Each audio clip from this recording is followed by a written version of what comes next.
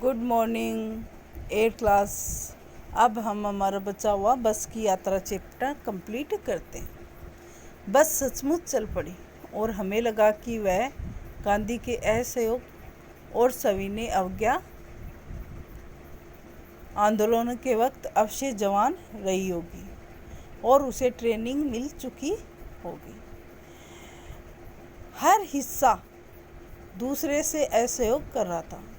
पूरी बस सविनय अवज्ञा आंदोलन के दौर से गुजर रही थी, मतलब संघर्ष कर रही थी वो अपने स्टीयरिंग के साथ, ब्रेक के साथ, पेट्रोल के साथ। सीट का बॉडी से असहयोग चल रहा था। कभी लगता सीट बॉडी को छोड़कर आगे निकल जाएगी, कभी लगता सीट को छोड़कर बॉडी आगे भागी जा रही है।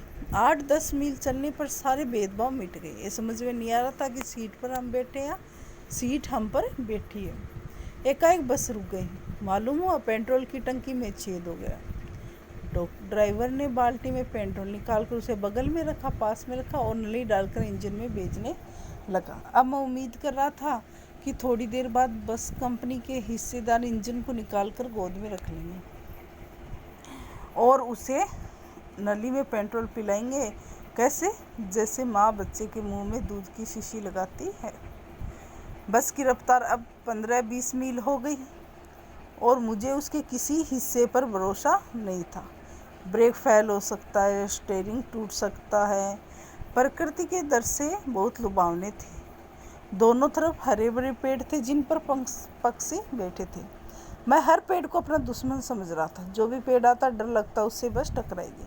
वह निकल जाता तो दूसरे पेड़ का इंतजार करता और झील दिखती तो सोचता कि इसमें बस गोता लगा जाएगी। एकाएक फिर बस रुकी।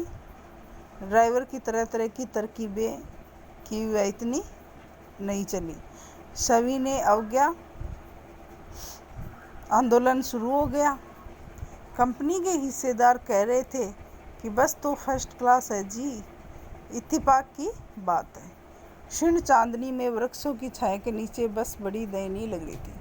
लगता जैसे कोई वृद्ध थक कर बैठ गई हो, बूढ़ी औरत थक कर बैठ गई हो। हमें गलानी हो रही थी, दुख हो रहा था कि बेचारी पर लद कर हम चले जा रहे हैं। अगर इसका प्राणात हो गया, मतलब निधन हो गया, तो इस बियावान में ही हमें इसकी अंत्येष्टि करनी पड़ेगी, इसको जलाना पड़ेगा। हिस्सेदार साहब ने इंजन खोला और कुछ सुधारा। बस आगे चली। उसकी चाल कम हो गई थी। धीरे धीरे वरदा की आंखों की ज्योति जाने लगी। चांदनी में रास्ता टटोल कर वह रेंग रही थी। उसको दिखाई नहीं दे रहा था बूढ़ी बस को।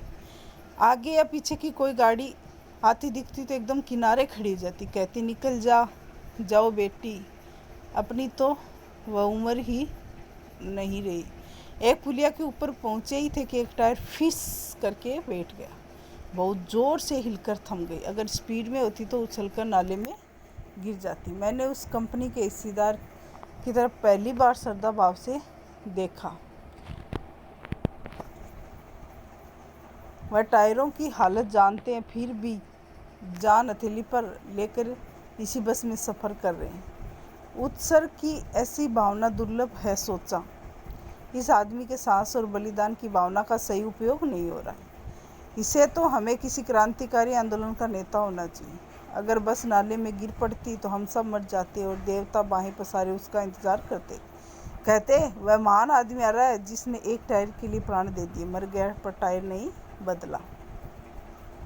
दूसरा हिस्सा टायर लगाकर बस फिर चल पड़ी। अब हमने वक्त पर पन्ना पहुंचने की उम्मीद छोड़ दी। पन्ना कभी भी पहुंचने की उम्मीद छोड़ दी। पन्ना क्या, कहीं भी कभी भी पहुंचने की उम्मीद छोड़ दी। लगता था जिंदगी इसी बस में गुजारनी है और सीधे उस लोक को प्रयाण करना, मतलब जाना है। इस पृथ्वी पर उनकी कोई मंजिल नहीं है कि हम कहीं नहीं जा सकते। हमारी बेताबी, तनाव खत्म हो गया। हम बड़े इम्तिहान से घर की तरफ बैठ गए। चिंता जाती रही, हंसी मजाक चालू हो गया। ये आपका लेसन कंप्लीट हो गया। क्वेश्चन आंसर अगले वीडियो में करेंगे। धन्यवाद।